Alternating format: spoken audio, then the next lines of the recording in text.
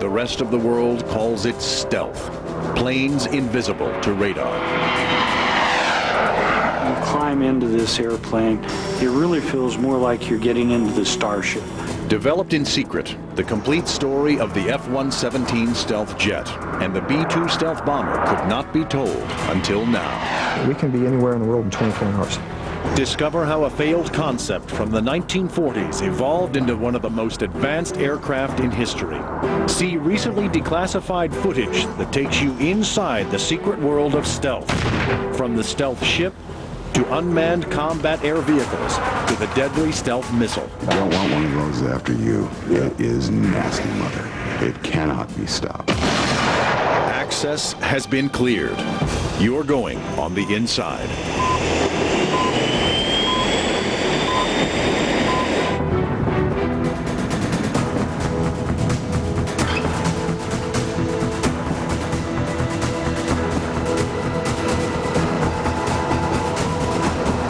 On March 24th, 1999, two bat-winged B-2 stealth bombers took off from Whiteman Air Force Base, beginning a 30-hour combat mission.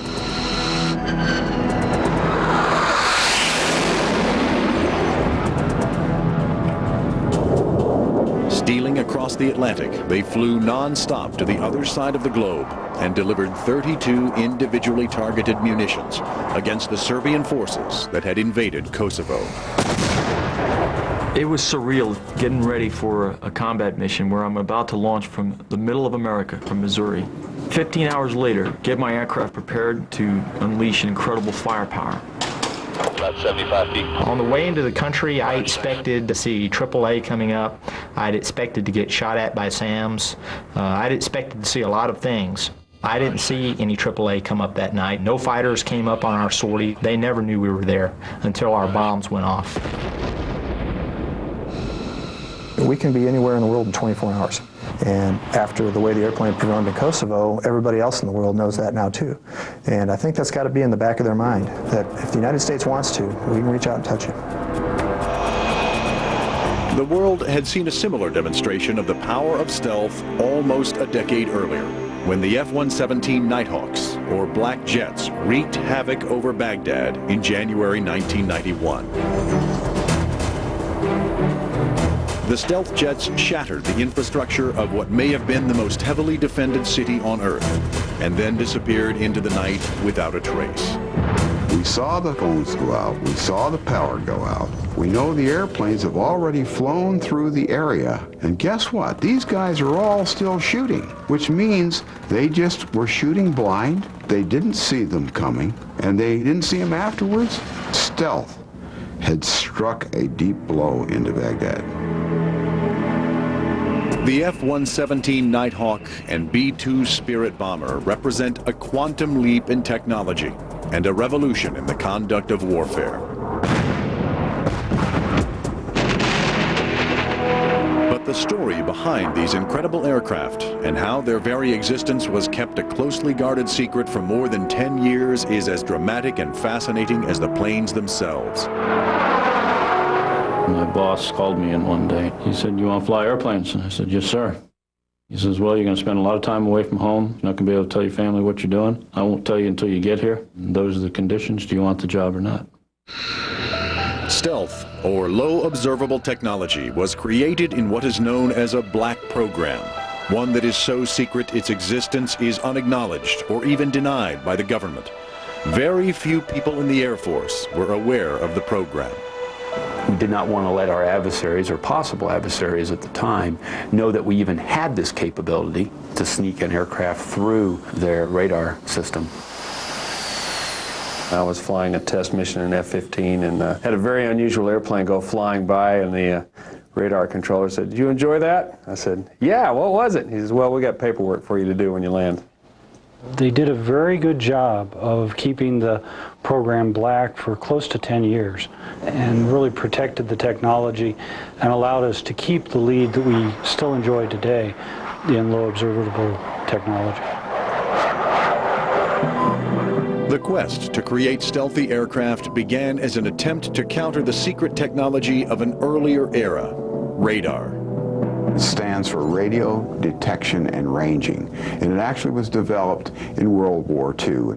A radar actually works by transmitting a signal out in a direction, and this transmitted signal goes out to the target, reflects off the target, and the reflection comes back to the radar, and your receiver then picks up that reflected signal. The relative size or signature of an object detected by radar is called its RCS, or radar cross-section. The shape and electronic emissions of an aircraft contribute as much to its RCS as the size of the craft. The radar is able to tell direction, distance, and speed of an object, which if you're in an aircraft or a jet is incredibly bad news. During the Battle of Britain, the Germans realized the Allies were successfully using radar to intercept their aircraft, and they began a desperate search for ways to counter it. One attempt led to the first known use of a radar-absorbent material, or RAM. The Germans covered this exotic twin-jet flying wing fighter bomber with RAM in hopes that it would make the jet undetectable. The plane flew successfully, but the war ended before it could be tested in combat. In the decades that followed World War II, evading radar detection became the key to surviving over the battlefield. During the 1970s, the Soviet Union engaged in a massive military buildup, including the creation of the largest and most sophisticated radar-based air defense system in the world. You have to think back at the time, we were still in the Cold War, and we still had the requirement to penetrate Soviet airspace with our bombers. The U.S. Air Force needed a solution and turned to a scientific bureau within the Pentagon, the Defense Advanced Research Projects Agency, or DARPA. Together, they initiated a program for the development of an attack aircraft that would be difficult to detect by radar.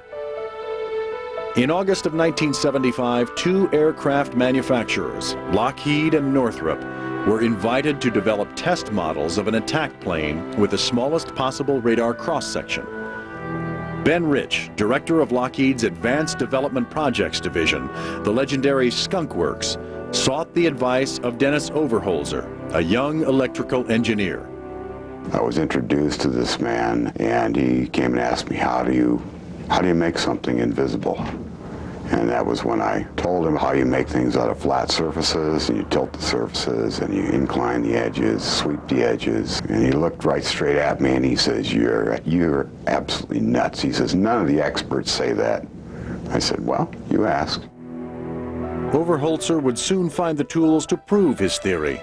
He came upon a long, dense technical paper that ironically had been published in Moscow as an unclassified document by Soviet scientist Pyotr Ufemstev. The goal of my research was to develop a theory for estimation of radar cross-section of large complex objects. Ufemstev had developed a formula to determine how electromagnetic energy scatters off of a surface, like that of an airplane. It was now possible to predict the direction radar would be reflected. By controlling the angles of the panels and the edges of the panels, you totally control the amount of energy reflected back to the radar. And that's basically the real secret to the stealth technology. Building upon Ufemstev's theories, Overholzer's group came up with a faceted aircraft designed to reflect radar waves away from the receiving antenna. To absorb any stray radar waves, the entire surface of the plane would be covered in radar-absorbent material, or RAM. Skunk Works engineers named it the Hopeless Diamond because it didn't look like anything that would ever fly. Two models were built, and one was a radar cross-section model to go into the test chamber. We couldn't measure it. It was so low, the Hopeless Diamond was not seen in the chamber.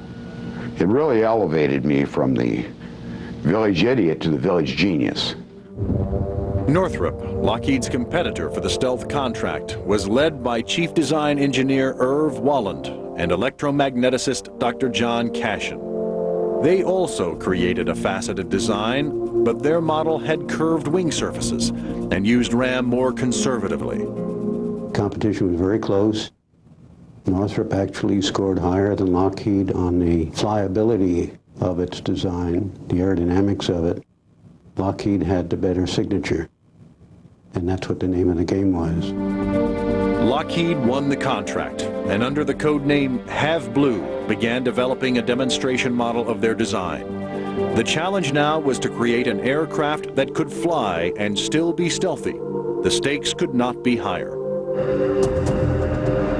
In 1974, a secret Pentagon study predicted that if a war broke out with the Soviet Union, the entire U.S. Air Force would be wiped out in a mere 17 days.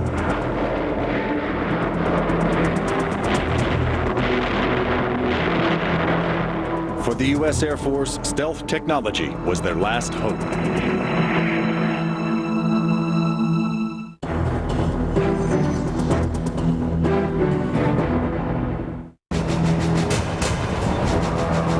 By the mid-1970s, the Department of Defense feared that the Soviet Union had surpassed the U.S. in military might. The Pentagon believed that America's best bet for restoring the balance of power rested with a strange little aircraft with a funny name that was designed to be invisible to radar. But would it fly? The Hopeless Diamond was never really meant to be an aircraft shape.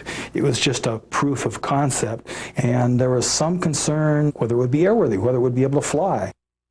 But the faceted shape design was far more airworthy than anyone had predicted.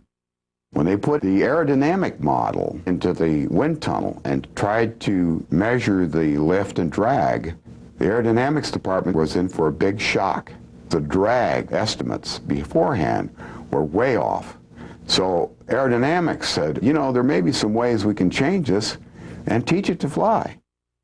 The Skunk Works, Lockheed's advanced aircraft design team, transformed the Hopeless Diamond design into the Have Blue, the world's first flying stealth aircraft.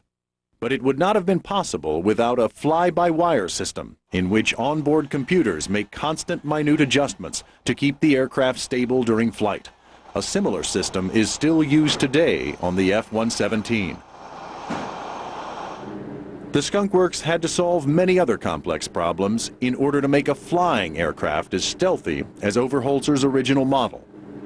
We didn't know if we were going to be able to invent components that would meet the mission functionality and additionally meet the stealth levels that each of the components had to make. Things like the inlets, things like the canopy glass, the air data system.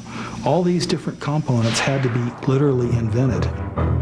To prevent radar energy from reflecting back to the source, it was essential that the plane have no straight edges meeting at a right angle. So the weapons bay doors were given serrated edges, as were the landing gear doors and the canopy edge.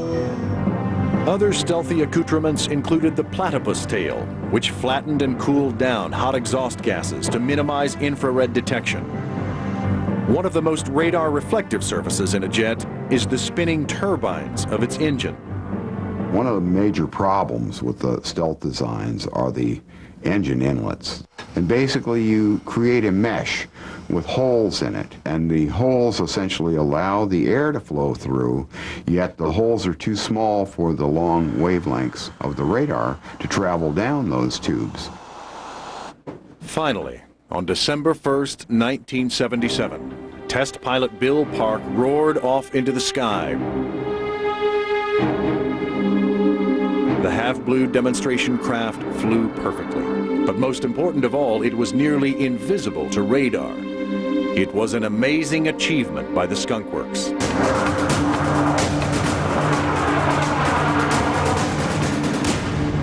In November, the Air Force gave the order to develop a full-scale military version of the craft, designated the F-117. It would be the first plane since the early 1950s without onboard radar, since even an inactive system can be detected by an enemy's probing radar. Therefore, the F-117 would be built around a laser-guided weapons system, designed to deliver smart bombs within inches of their target. The laser-guided characteristic in these air-to-ground weapons is basically one of designating a target point on the ground with a laser. The weapon picks up that laser reflected energy, so once you've actually dropped the weapon, the airplane can go off and continue flying the mission, and the weapon ultimately guides itself down to that laser designated spot.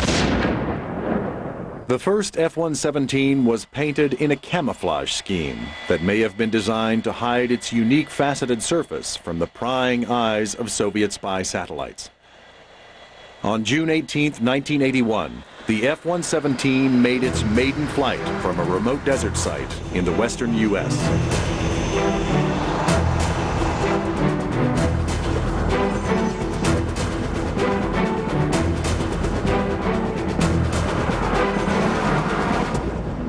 Around this same time, the Air Force began construction of a secret stealth base on the remote Tonopah test range in the Nevada desert. Pilots were recruited for the program, but none of them knew what they would be flying. Seeing the airplane the first time was just an awesome imprint in my mind. You walk into a hangar, you hear the door slam behind you, the locks engage, and then someone flips a switch and the lights start coming on. And two figures in front of me that I'll always remember, and the large one was this big jet that was strange looking, but obviously a jet, and the big American flag, red, white, and blue, hanging over it. It was a fabulous sight.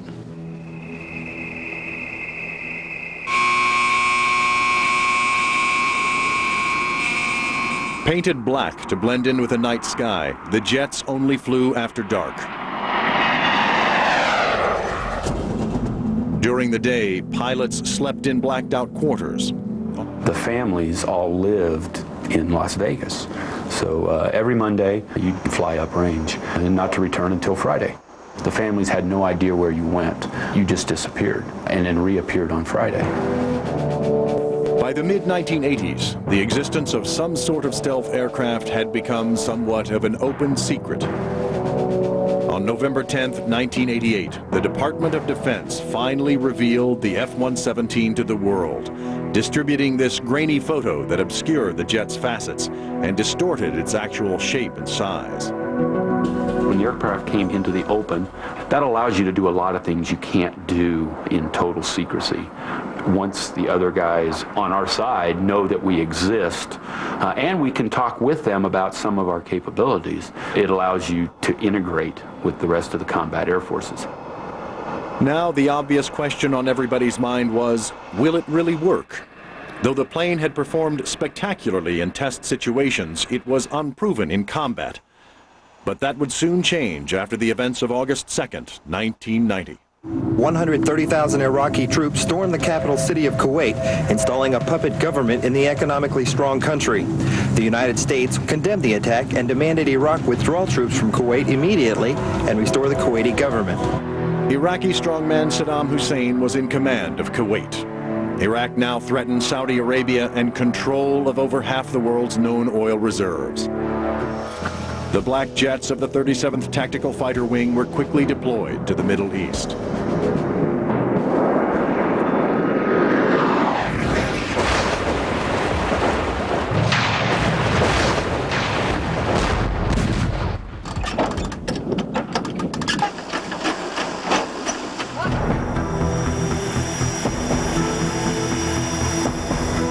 On January 17, 1991, two waves of black jets left the King Khalid Air Base in Saudi Arabia and headed toward downtown Baghdad.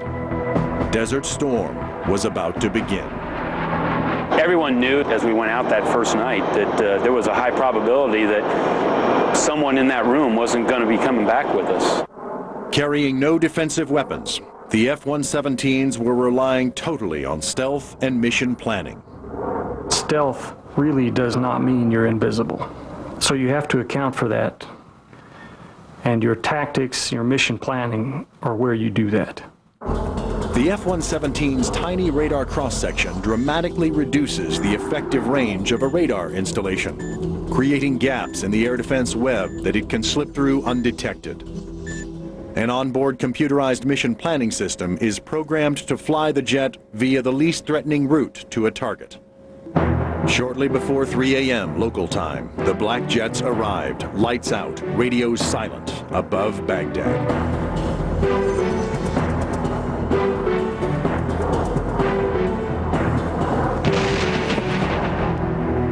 Within minutes, key command and control centers, communications, and power were knocked out, making it nearly impossible for the Iraqis to wage a coordinated war.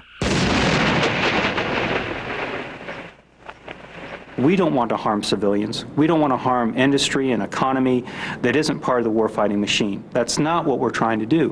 What we're trying to do is get in fast, get in deep, strike as hard as we can, and make sure we take out an adversary's warfighting machine without doing collateral damage. Just 40 days after the start of Desert Storm, the war was over, due in large part to the effectiveness of an aircraft the Saudis nicknamed Shaba, Arabic for ghost. Though the 43 F-117s assigned to Desert Storm accounted for only 2.5% of the coalition's air forces, they destroyed over 40% of all strategic targets during the war. The Black Jets flew nearly 1,300 missions without sustaining a single scratch. The F-117's performance in Desert Storm surpassed all of our wildest dreams. One of the pilots in the tactical squadron actually had to go fly the mission. He said, gee, I guess this stealth stuff really works. But while peace was returning to the Middle East, a few thousand miles away in Yugoslavia, another dictator was beginning a chain of events that would test the next generation of stealth. And the aircraft of the future was already waiting in the wings.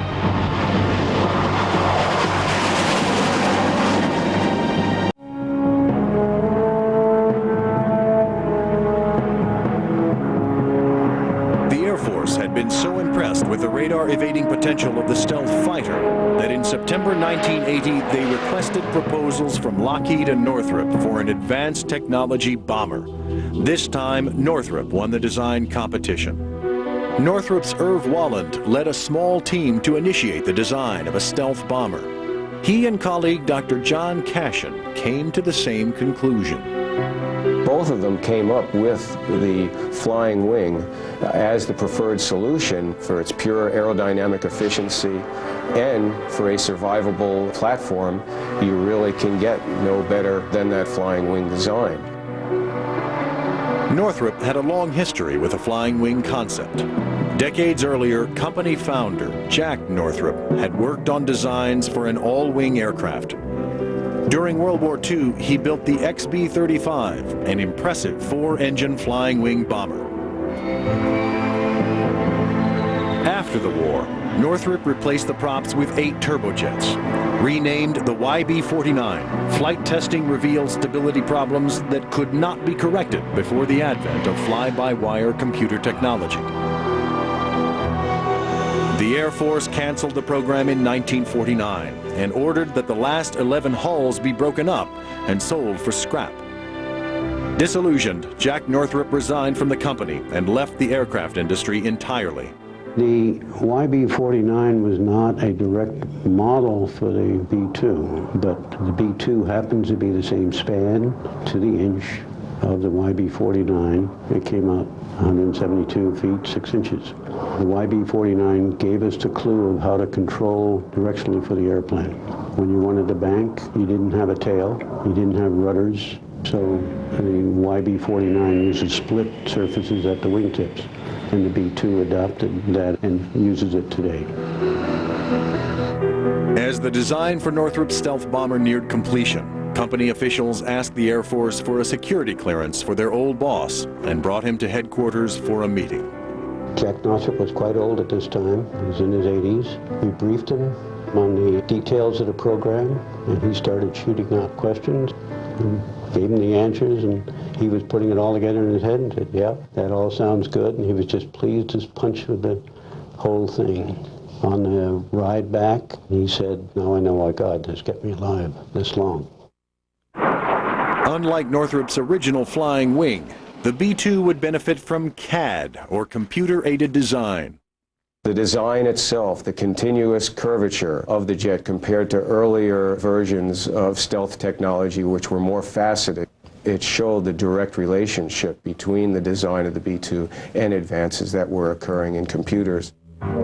Several years before the B-2 project, Northrop had designed and built the Tacit Blue, a top-secret stealthy battlefield surveillance aircraft, seen here in rare footage. It used curvature on all sides to evade radar. The Tacit Blue program solved a lot of the problems that we needed to solve, even though the airplanes don't look anywhere near like each other.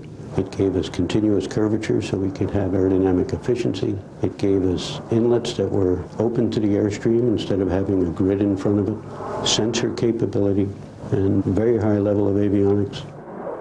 Northrop's experience with the Tacit Blue proved that a stealthy vehicle could be constructed of smooth, curved surfaces that would flow the radar energy along the exterior skin, producing small but manageable radar spikes that could be diverted away from the source.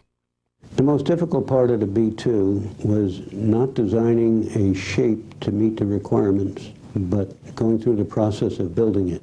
We went through about 900 different materials before we settled on the ones that were eventually used in the B-2. The B-2's primary structural material is a carbon fiber composite, which is stronger than steel and lighter than aluminum.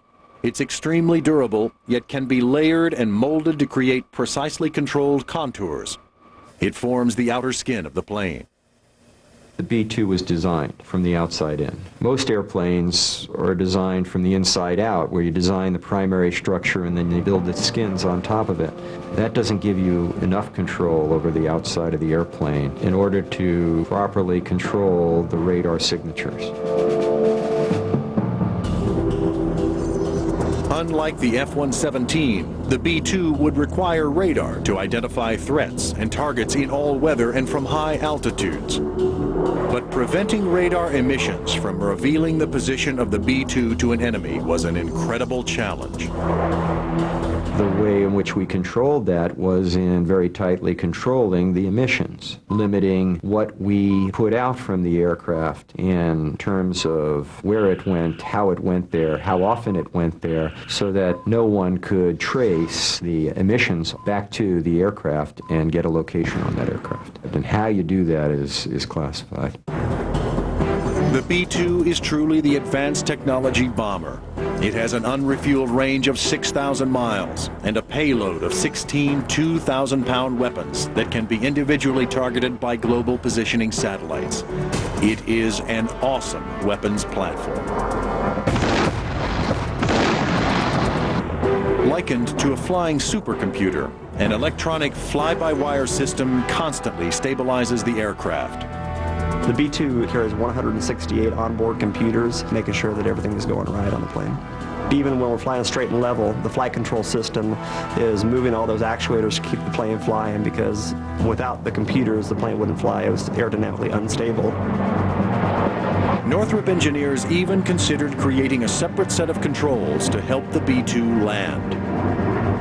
When you get very close to ground, you get a cushioning effect from the ground, and there was concern that the airplane would float instead of settling in. They wanted to get an expert on this, and they went to a Max Stanley, who was a flight test pilot on the YB-49 flying wing back in the late 40s. And they cleared him, and they brought him in, and they put him in the simulator. And Max flew the airplane, and he said, "We were worried about that on the YB-49, and we never had a problem."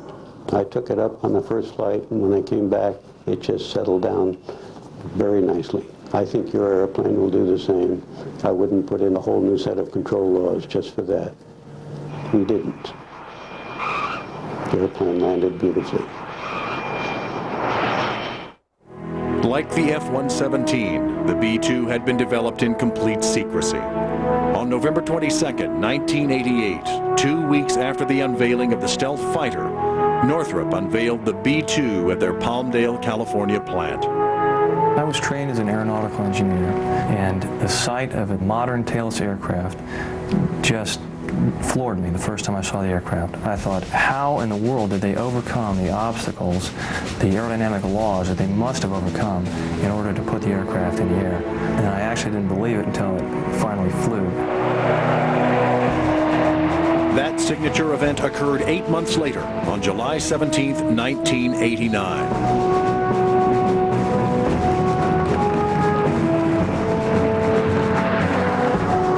big bat-winged bomber wouldn't be put to the ultimate test for another 10 years.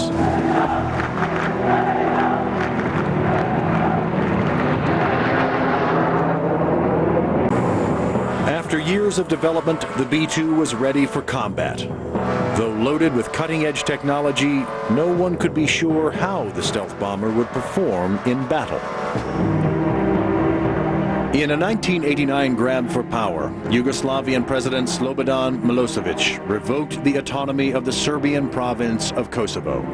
When Milosevic rejected NATO's request to place peacekeeping troops in the area in March 1999, the U.S.-European alliance initiated Operation Allied Force, and they had the perfect weapon for the job, the B-2.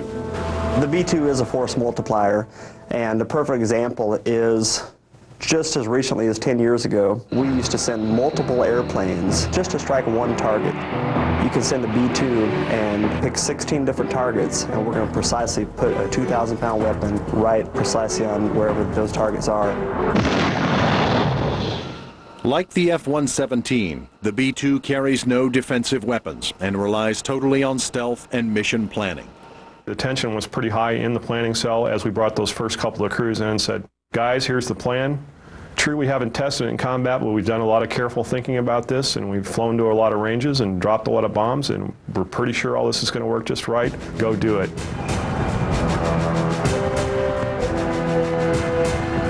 The Black Bombers took off from Whiteman Air Force Base in Missouri on the morning of March 24th, 1999. Their journey across the globe was timed to arrive over Belgrade in the dead of night.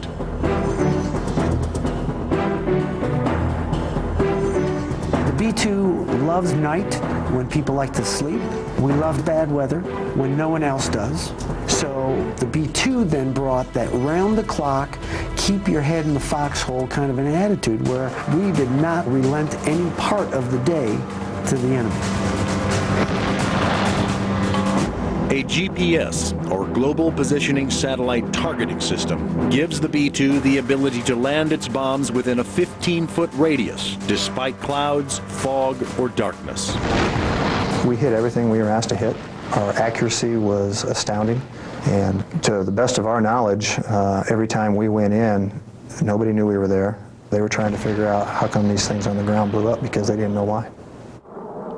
During the grueling 30-hour missions, the two crew members took turns napping in an $8 lawn chair set up on the $2 billion jet's cockpit floor. Because of its astonishing range, the B-2s required only 2 refuelings in each direction. Air refueling is the most challenging thing that we do because it requires flying our airplane within 12 feet of another airplane. If we get too close to the tanker, it'll tend to pull the tanker into our airplane. So we have to be careful how close we approach it. Refueling the B-2 is a specific qualification. It's very important that the boom operator put the boom precisely into the receptacle without touching any portion of the aircraft. The stealth capabilities could be lost if the outside of the aircraft was touched. Refueling at night posed an even greater challenge for the weary crews returning from Kosovo. You have a black airplane in a black sky closing in on another airplane that is very difficult to see, and there is not a pilot out there that does not breathe a big sigh of relief when he saddles up where he's supposed to be. After we came off the target, some 21 hours into the mission, as we left the Straits of Gibraltar off Spain, coming out now into the black Atlantic night, there's no horizon, there's no stars, there's just nothing but black. And now we have to hook up to this tanker, and if I don't get the fuel, I don't get home. Home was Whiteman Air Force Base, Missouri, the beginning and end of this incredible 30-hour mission. What I remember most is after landing, getting home, laying down in bed, turning on CNN, and then seeing the bomb damage assessment right there. And I knew that I had contributed to achieving our mission. And then my wife told me to go cut the lawn. I didn't appreciate that too much. There can be little doubt that the relentless striking power of the B-2 during the 79-day air campaign helped force the capitulation of Slobodan Milosevic.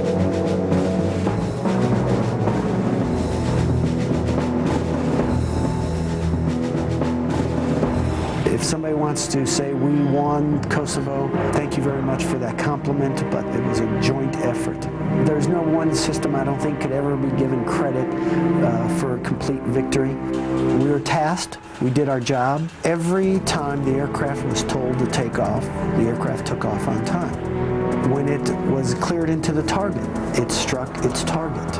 The reliability of the weapons system was very high. Another major contributor to the successful conclusion of Operation Allied Force was the Black Jets of the 49th Fighter Wing. In my personal view, the F-117 performed over Serbia equally as well as it did during Desert Storm. The stealth fighter and the stealth bomber both have their own unique roles to fill. We could not come close to the B-2 in terms of range and payload. On the other hand, we are more deployable. We can fly the airplanes more often and generate more weapons deliveries that way. Though the B-2's GPS-guided bombs are accurate to within a few yards of a target, the accuracy of the F-117's laser-guided weapons can be measured in inches. The F-117 is the only stealth platform with the true precision capability to put it through the window or put it down the smokestack. If such technology as the F-117 and B-2 was unimaginable even a quarter century ago, what kinds of exotic stealthy aircraft can we expect to see in the skies of the 21st century?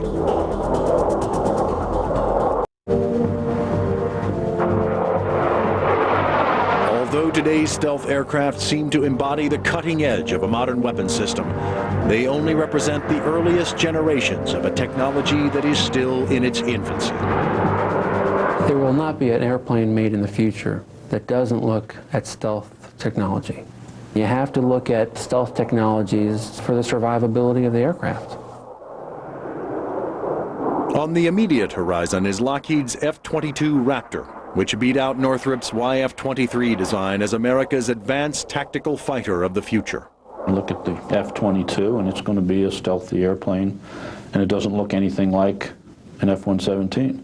And it has tremendously better maneuverability capabilities. It not only delivers air-to-ground ordnance, but delivers air-to-air ordnance, which now is a quantum leap above what the F-117 did. Constructed mainly from composites and titanium alloys, the single-seat F-22 combines the next level of stealth technology with supersonic speed and advanced avionics. Stealth technology is still a relatively new technology in the military sense. There were things learned from the F-117 that were employed in the B-2 design. There are things learned from the B-2 that were employed in the F-22. We will learn things from the F-22 that will play in future systems decades from now. Not every stealth development program has been successful. After rejecting the Skunk Works offer to adapt the F-117 for carrier-based takeoffs and landings, the U.S. Navy launched a program to create their own stealthy attack plane, the A-12. The project was plagued with problems and eventually canceled in favor of the JSF, or Joint Strike Fighter, the ground attack plane of the 21st century. The scope of the eventual production of the Joint Strike Fighter is immense. When you consider that you're developing an airplane that is going to replace the F-16 Fighting Falcon, which has been the most successful modern jet fighter, it's hard to put in perspective just how encompassing this program will be. The JSF is being designed in 3 configurations: a conventional takeoff and landing vehicle for the U.S. Air Force, a carrier-based version for the U.S. Navy, and a STOVL, or short takeoff vertical landing aircraft, for the Marine Corps and Britain's Royal Navy. The requirements that we have in today's warfighting environment are far different from what they were 10, 20, and 30 years ago. Because in today's environment, it is zero tolerance for losses, zero tolerance for collateral damage. You take a platform like the JSF, it is built for tomorrow's wars. Stealthy planes require stealthy weapons, like the new breed of cruise missiles with radar signatures so low they can't be detected until they are virtually on top of their targets. The latest stealth missile is JASSM, which stands for the Joint Air-to-Surface Standoff Missile. The JASSM can be dropped from a long way away from the target area and reach out to its targets. You don't want one of those after you. It is nasty, mother. It cannot be stopped. The future potential of stealth could be most fully and dramatically realized in UCAVs, or Unmanned Combat Air Vehicles. Stealthy, sophisticated versions of the unmanned reconnaissance aircraft already in use today. Unmanned combat air vehicle is a vehicle that will go deep into the enemy's territory. It will stay there for a period of time. It will seek out, search, and possibly destroy targets on the ground. An armed UCAV would be able to carry twice the payload of a manned fighter.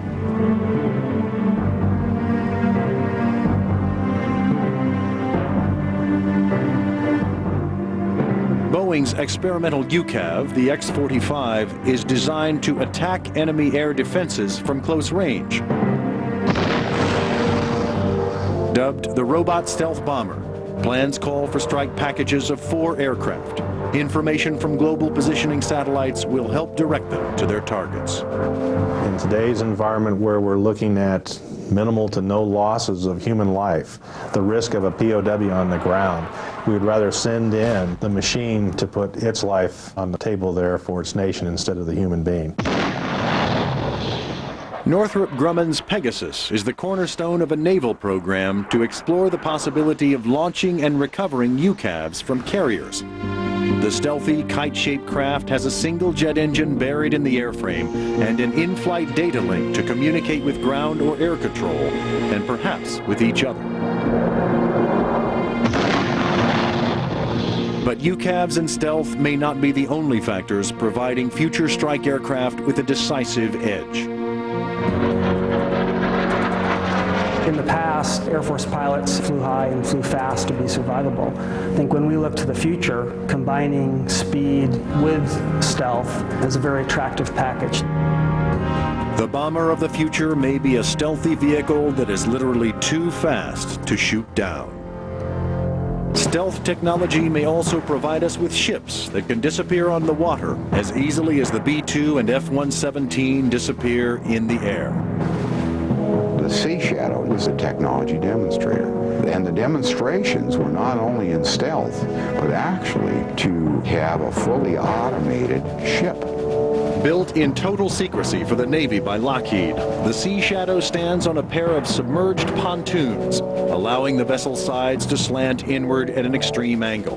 This design not only deflects radar, it reduces the ship's visible weight and places the propulsion system high above the water, where it would be difficult to detect with sonar. We have to keep moving forward on new technology, not rely on old technology. As we consider the next combat environment, we have to progress beyond what worked in the past because the enemy is going to be better prepared to deal with us. As the technology of stealth evolves, it will absolutely be an essential element in the future of warfare. It will be incorporated into the design of every new high-concept weapon system, real or imagined. So too will the search for measures to defeat it. The science of warfare dictates that for every weapon you try to develop a counter-weapon.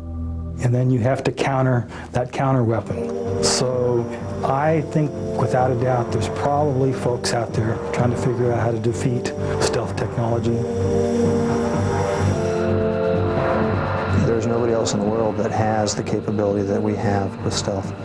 And I think they're furiously trying to figure out how can we counter this. We don't want to just stay even with any potential enemies that are out there. We want to stay 2 or 3 steps ahead of them. If you can be so good that nobody will challenge you and you don't have to fight, that's much better than having to fight, because there's no one who hates wars more than warriors.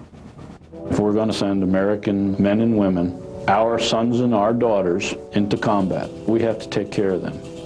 And if we're going to send them into harm's way, we need to bring them home, or at least give them the greatest odds of coming home. There can be little doubt that the science of stealth technology will continue to evolve in the future. Its mastery may be the key to victory over the battlefields of the 21st century.